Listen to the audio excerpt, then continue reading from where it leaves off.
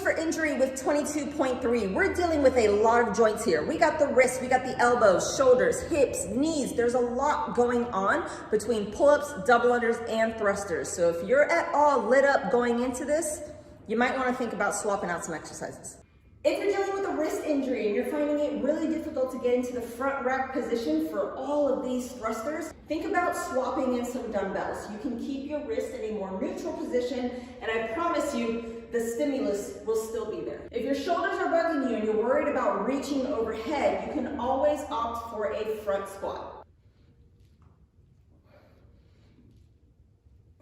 If it's your knees that are bugging you and you're worried about getting into the bottom of that squat, you can opt for a power clean and a push press.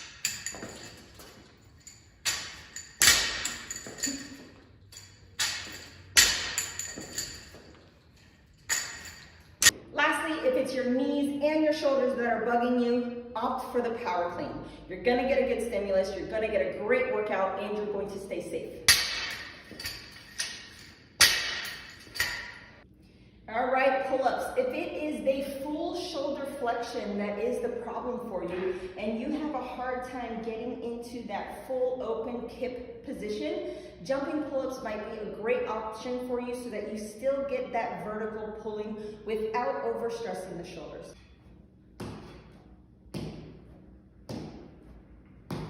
If you want to progress this, you can also do this as chin over bar, chest to bar, and then attempting some muscle ups as well. Lastly, if you are incapable of reaching your arms overhead and you really want to stay safe for this workout, you can do the ring rows. If you want to do a progression, mark on the floor what would be your round of 21 height, what would be your round of 18's height, and what would be your round of 15's height.